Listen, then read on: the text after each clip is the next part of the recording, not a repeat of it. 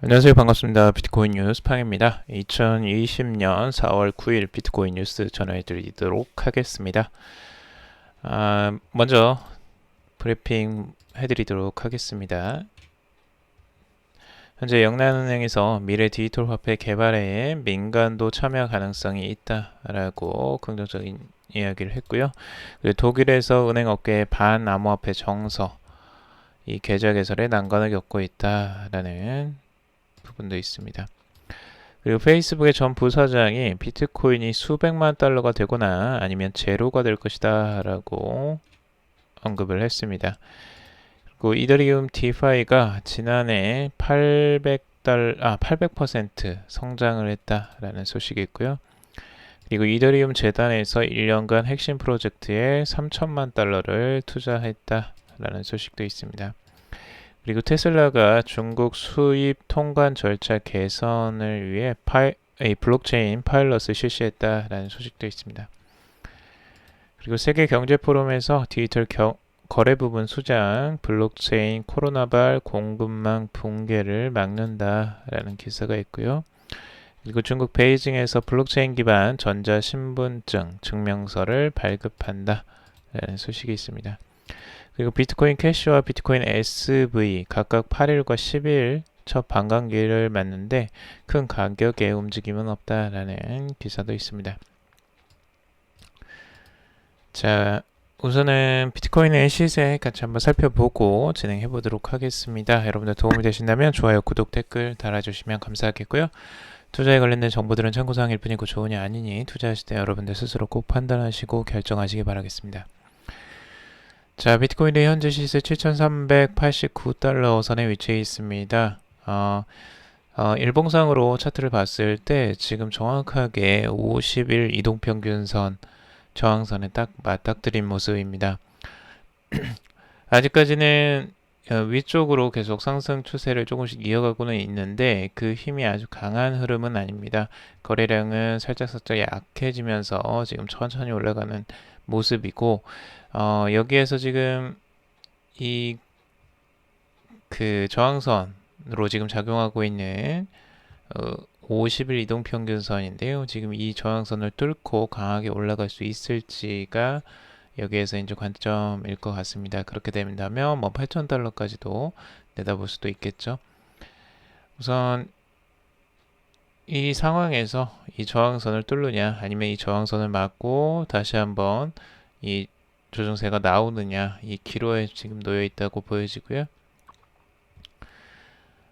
그리고 크립토마이클 같은 경우는 지금 현재 가격 추세가 6,900달러를 이제 다시 한번 테스트할 것이다 라고 바라보고 있습니다. 그래서 이 7,500달러 선에서 저항선을 맞고 다시 한번 떨어지면서 이 6,900달러를 다시 한번 테스트하지 않겠느냐. 그리고 이 테스트에서 만약 반등을 하게 된다면 추가적으로 7,300에서 7,500달러로 다시 상승할 가능성이 있지만 만약 여기를 추가적으로 지지받지 못한다면 5,800달러까지의 하락세 추가적으로 나올 수 있다라고 전망을 하고 있습니다.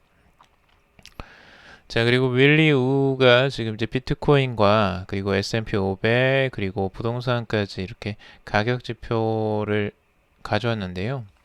이게 이제 로그 차트로 이 가격의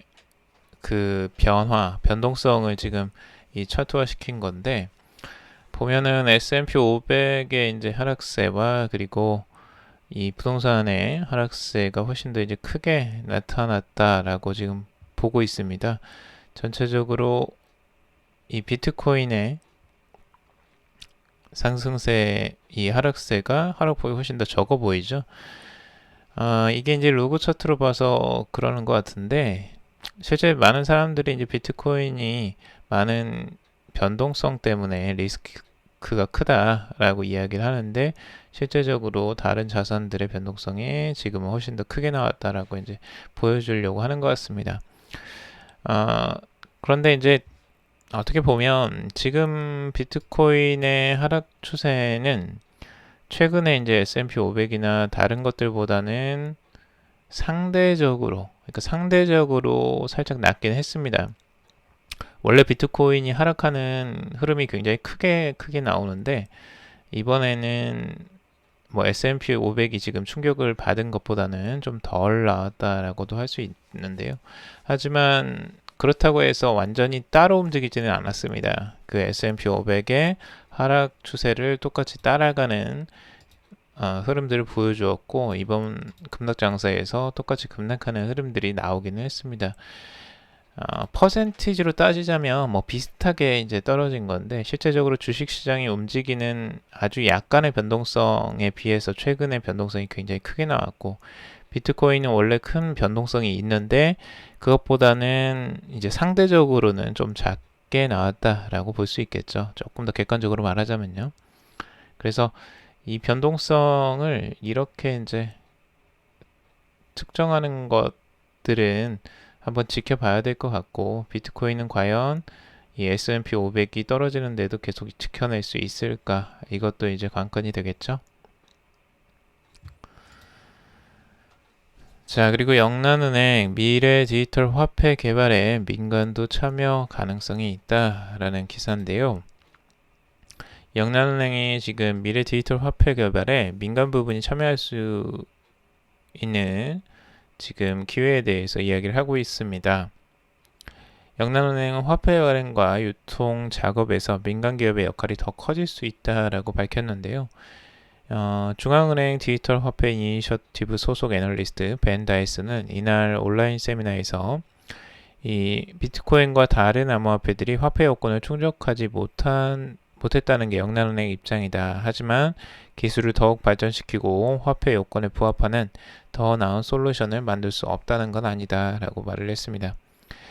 그리고 벤다이스는 지난 1년간 기술 대기업들이 화폐를 더 안정적으로 지원할 수 있는 결제 시스템과 암호화 자산을 개발하자고 제안을 해왔다.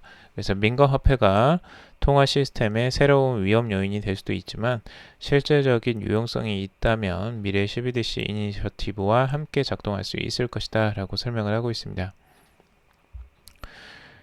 그래서 그는 민간 부분이 이 기존의 결제 시스템의 문제를 해결하고 이 기존 지원 대상을 확대하는 등 실제적인 필요에 부응할 수 있다면 공공 부문이 민간 부문의 역할을 맡길 수도 있을 것이다 라고 전하고 있습니다.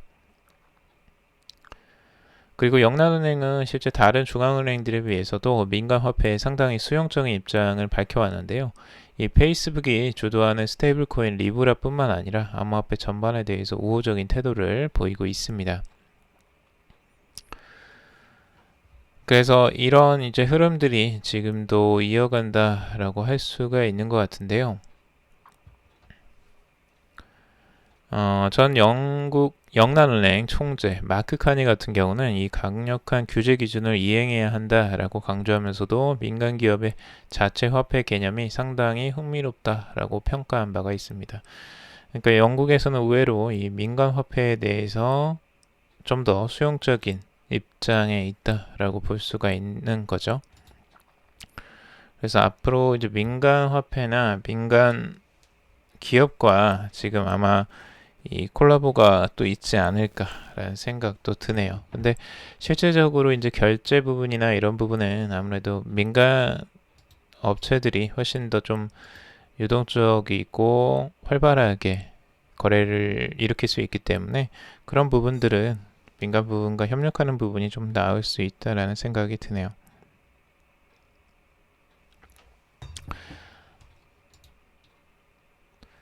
반면에 이제 독일에서는 이 은행 업계의 반암호화폐 정서로 계좌 개설이 난관을 지금 처해 있다라는 소식입니다. 독일 금융당국이 암호화폐 산업을 위해 명확한 규제를 잡아가고 있지만 현지 은행 업계가 암호화폐 산업과의 협력을 꺼리면서 이 산업 성장이 지쳐되고 있다라는 소식입니다. 이 독일 금융감독청은 암호화폐 수탁업체를 관리하는 라이선스 제도 시행 계획과 관련해 지침을 내놓았으며 이 암호화폐 산업의 제도화를 추진하고 있는데요. 이 약 40여 곳의 이상의 암호화폐 기업들이 라이센스 취득 의사를 밝히고 사업 준비에 나섰지만 현지 은행 업계의 반암호화폐 정서로 인해서 난관에 부딪히고 있다라는 소식입니다. 이 크립토 스토리지 에이지의 CEO 스틴 판데르스트라이테는 이 독일에서 암호화폐 기업이 은행 계좌를 개설하려면 은행 기관 금융 부분과 작업해야 한다라고 하고 있습니다. 현재 협력 은행을 구하기까지 15개 은행에서 계좌 개설을 거부당했다라고 밝히고 있는데요. 그만큼 은행들이 조금 여기에 암호화폐에 대한 정서가 안 좋은 것으로 지금 독일에서는 나타나고 있습니다. 그래서 이게 조금 장벽으로 작용하는 것 같고요. 이더리움 디파이가 지난해 800% 성장을 했다라는 소식입니다. 암호화폐 분석 사이트인 뎁리뷰의 보고서에 따르면 지난해 이더리움의 디파이 프로젝트를 통한 뎁 거래량이 급증한 것으로 지금 나타나는데요. 보고서에 따르면 2020년 1분기에 발생한 뎁 거래수가 2019년 같은 기간에 비해 무려 10배나 증가를 했다라고 합니다. 또한 이더리움, 이오스, 트론 등 세 가지가 주요 스마트 계약임이 밝혀졌고 이 세 개의 네트워크는 모든 뎁 트랜잭션의 99%를 차지한다고 합니다. 그만큼 많이 치중되어 있는 거죠. 이 이더리움과 이오스, 트론 쪽에.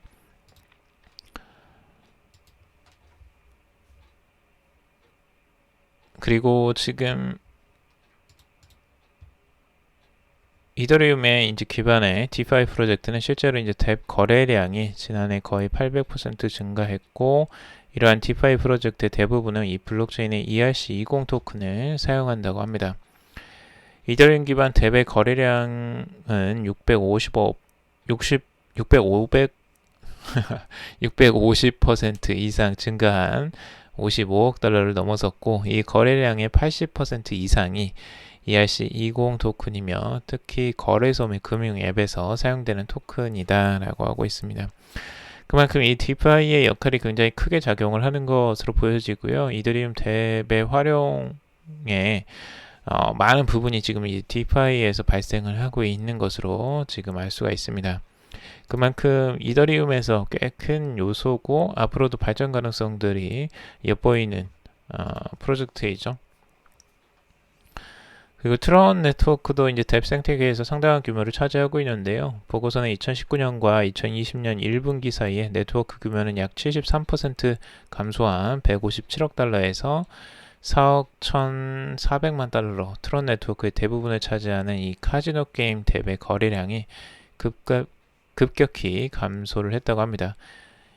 그래서 1분기 동안 3억 7,300만 달러를 기록을 했다고 하네요.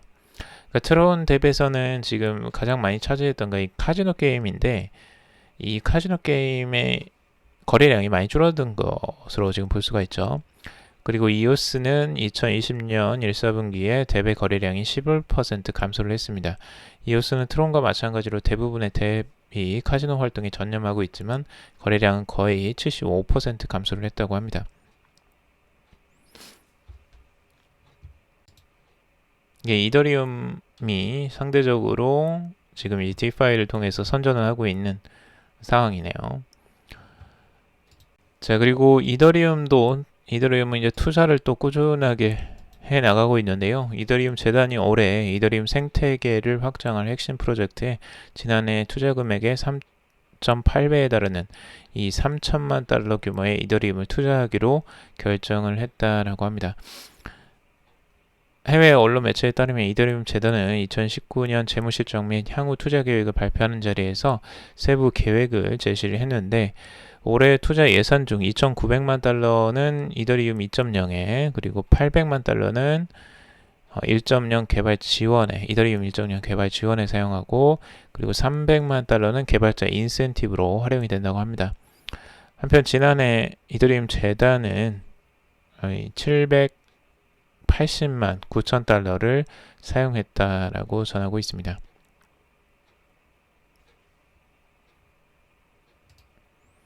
그만큼 투자 규모가 이제 굉장히 크게 지금 늘어나는 거고 올해에 지금 이제 이더리움 2.0에 대한 투자가 굉장히 높다라는 걸 알 수가 있죠. 그만큼 이 비타르크 코테린이 이더리움 2.0에 굉장히 큰 공을 들이고 있다는 걸 우리는 알 수가 있습니다. 그래서 올해에 지금 나오는 이더리움 2.0이 도대체 어떻게 나올 것인가, 요거를 주목을 해봐야 되겠죠. 자, 그리고 페이스북 전 부사장 비트코인 수백만 달러가 되거나 아니면 제로가 될 것이다 라고 보고 있는데요. 페이스북 전 부사장이자 이 소셜캐피털 대표인 차마스 팔리하피티아는 이 비트코인 가격이 수백만 달러가 되거나 제로가 될 것이라고 전망을 했습니다. 지금 앤서니 팜플리아노와의 토론에서 이 같은 견해를 밝혔는데요. 이 비트코인의 성공과 실패는 기존 금융 시스템의 방향에 달렸다라고 전망을 했습니다. 그는 비트코인 가격이 100배 이상 오른다는 것은 기존 금융기관 화폐에 대한 대중의 신뢰가 떨어졌다는 의미라며 비트코인 가격이 수백만 달러 또는 제로 둘 중 어느 방향으로 가든지 급진적으로 진행이 될 것이다 라고 주장을 하고 있습니다. 팔리하피티아 대표는 대부분의 전문가와 마찬가지로 현재 각국이 펴고 있는 양적 완화 정책이 인플레이션이라는 또 다른 위기를 불러올 수 있다는 입장이고, 미국을 포함한 각국은 코로나19로 인해 금융위기에 대응하기 위해 천문학적인 규모의 화폐를 발행해서 기업과 국민을 지원하는 정책을 펴고 있습니다. 그는 이러한 양적 완화 정책이 임시적 미봉책이고, 이 장기적 관점에서는 기존 금융 시스템의 설계자들이 위기를 벗어날 방법을 찾지 못하면 비트코인 가격이 크게 상승할 가능성이 있다고 내다봤습니다. 즉 비트코인 가격이 기하급수적으로 상승한다는 의미는 이 기존 금융 시스템의 실패를 의미한다 라고 보고 있고요. 반대로 비트코인 가격이 이 제로 수준으로 내려간다면 기존 금융 시스템이 그만큼 잘 작동하고 있다는 뜻으로 해석할 수 있다라고 보고 있습니다. 이는 비트코인이 기존 금융 시스템의 대안적 성격으로 설계됐기 때문으로 해석을 하고 있습니다.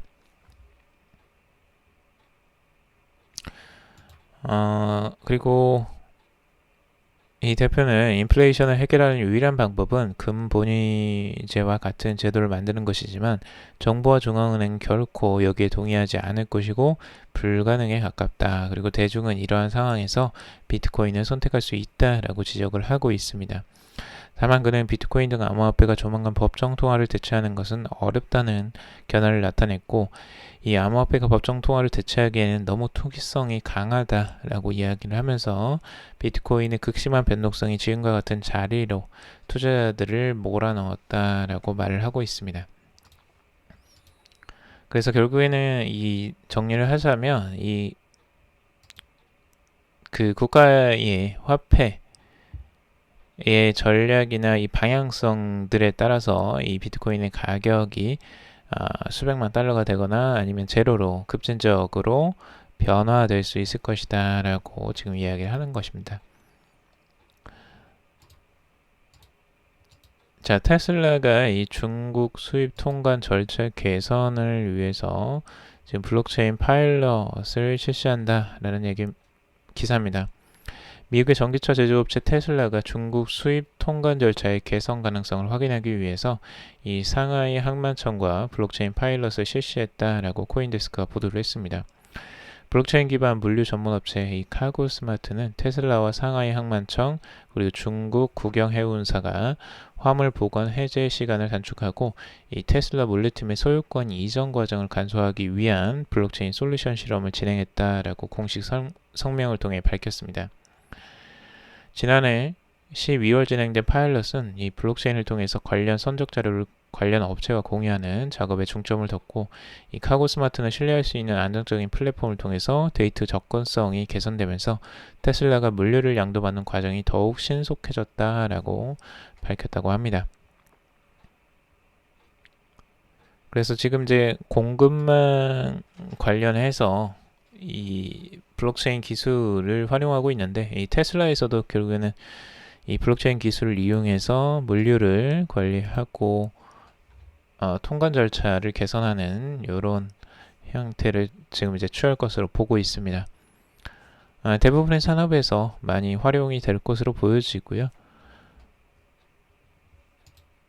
이건 세계적으로 확산되는 거 좀 지켜봐야 될 것 같습니다. 자, 세계경제포럼 디지털 경제 거래 부문 수장, 이 블록체인 코로나발 공급망 붕괴를 막는다 라고 하고 있습니다. 세계경제포럼이 블록체인 기술을 통해서 이 코로나19와 같은 위기 상황에서 공급망 붕괴를 방지할 수 있다라는 주장을 내놓았습니다. 이 세계경제포럼 디지털 무역 부분의 판쯔양 수석은 이 블록체인 개발사 스쿠체인의 랴오 레베카 부대표와 공동 작성한 기고문을 통해 이 같은 의견을 밝혔다고 합니다. 이 기고문에 따르면 코로나19 팬데믹으로 많은 기업들이 공급망의 취약성을 확인하면서 이 가시성 높은 공급망의 필요성이 대두가 되고 있다라고 보고 있습니다. 현재 공급망 끝에 위치한 기업들은 바로 직전 단계만 확인할 수 있고 공급망 전체에 어떤 기업이 있는지 해당 기업들이 위기 상황을 견딜 수 있는지 파악할 수 있는 방법이 지금 없는 상황입니다. 근데 기고자들은 이 블록체인이 공급망 투명성을 높이는 동시에 기업 정보의 기밀성 또한 유지할 수 있다라고 주장을 하고 있습니다. 그래서 지금 현재 세계 최대 식품 제조 업체인 네슬레가 커피 생산과 유통, 정보 관리에 블록체인 기술을 활용하고 있고 지금 유명 자동차 제조 업체인 BMW도 차량 부품 공급망 솔루션 출시를 앞두고 있는 상황입니다. 자, 중국 베이징에서 블록체인 기반 전자신분증 증명서를 발급한다라는 소식인데요. 중국의 베이징시가 블록체인 기반의 전자신분증과 각종 행정증명서를 발급한다라는 발표를 했습니다. 온라인 민원 업무를 확대하고 얼굴 인식도 강화하겠다라는 목표인데요. 베이징시 동천구는 이 베이징시가 블록체인을 기반으로 전자신분증과 증명서를 발급한다며 동천구가 첫 번째 시범지역으로 선정이 됐다라고 밝히고 있습니다. 이 시범 발급에 참여하는 주민들은 신분증, 호적본, 주거증, 운전면허증, 혼인증, 이혼증, 사업자 등록증 등 사업자 등록증 등 7가지 신분증 및 증명서를 발급할 수 있고 동천구 행정서비스 관리국 관계자는 발급 당시 제공받은 확인, 서명, 사진 등 모든 정보는 블록체인에 저장한다며 위변조가 불가능하다라고 말을 하고 있습니다. 이 발급 후 조회 단계에서는 알리페이를 이용했고 주민들은 알리페이 앱에서 베이징 통이라는 서비스를 추가하고 안내 인식과 인증 번호 입력을 통해서 발급받은 증서를 열람할 수 있다고 합니다. 동천구는 발급 가능한 블록체인 기반 전자증명서의 종류를 확대해 나갈 방침이라고 하고 있습니다. 이렇게 이제 전자증명서가 활발하게 이제 진행이 되고 있는데요. 베이징시에서도 국내에서도 지금 이제 운전면허증 같은 것들을 이제 블록체인에 넣고 그걸 이제 확인할 수 있는 전자 증명서로 이제 발급을 한다라는 소식이 있습니다. 결국에는 전 세계가 이제 증명서들을 블록체인 상에 모두 넣는 시기가 곧 다가올 것으로 보여집니다.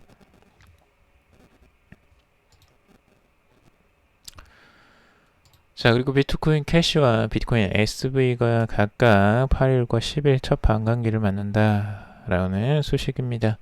8일이니까 이제 비트코인 캐시 같은 경우는 이미 반감기가 지났을 것 같은데요. 이 BCH의 반감기는 한국 시간으로 8일 밤에 있었다고 하고요. 이 비트코인 SV는 반감기도 이제 10일 날 나올 예정입니다. 지금 반감기란 이 블록체인 생성에 따른 이 채굴 보상이 반으로 줄어드는 시기입니다. 그러니까 채굴량이 반으로 절반으로 줄어드는 건데 이 BCH의 채굴 보상은 12.5 BCH에서 절반인 6.25 BCH로 줄어들게 됩니다. 이 BSV의 채굴 보상도 한국 시간 10일 오전경 12.5 BSV에서 6.25 BSV로 감소를 한다고 합니다. 시장에서 반감기는 보통 호재로 인식이 되는데요. 이 채굴량이 줄어들면 시장에 공급되는 물량도 줄어들기 때문입니다. 그럼에도 이 BCH와 BSV 가격의 큰 움직임은 실제적으로 없는 상태라고 보고 있고요. 지난 이틀간의 상승이 있었지만 이 비트코인을 비롯한 주요 암호화폐 가격도 모두 상승했기 때문에 전체 시장 상승장에 따른 움직임으로 풀이를 하고 있습니다. 그러니까 급격한 그런 상승은 지금까지 나오진 않았다는 거죠. 그래서 지금 BCH와 BSV에는 이 반감기가 아주 큰 영향을 미치지는 않고 있는 것으로 보여지고요. 반면 반감기 호재에도 오히려 가격이 하락할 수 있을 것이라는 예측도 제기가 된다고 하는데, 이 최근에 이 BCH와 BSV의 채굴자들이 당분간 채굴 부상이 더 높은 이 BTC, 비트코인으로 옮겨갈 것이라는 의견이 있습니다. 그래서 이 부분 때문에 채굴을 이제 BCH와 BSV 채굴자들이 BTC로 채굴을 할 경우에 아무래도 이제 보상이 좀 더 높겠죠. 지금보다는. 그렇기 때문에 이제 잠깐 비트코인으로 옮겨가는 그 사이 이 BCH와 이 BSV의 물량이 이제 풀리면 가격이 하락할 수도 있지 않겠느냐라고 지금 해석을 하고 있습니다. 자, 오늘 여기까지 정리를 해봤습니다. 여러분들 도움이 되셨길 바라고요. 도움이 되셨다면 좋아요, 구독, 댓글 달아주시면 감사하겠습니다. 투자에 관련된 정보들은 참고사항일 뿐이고 조언이 아니니 투자하실 땐 여러분들 스스로 꼭 판단하시고 결정하시길 바라겠습니다.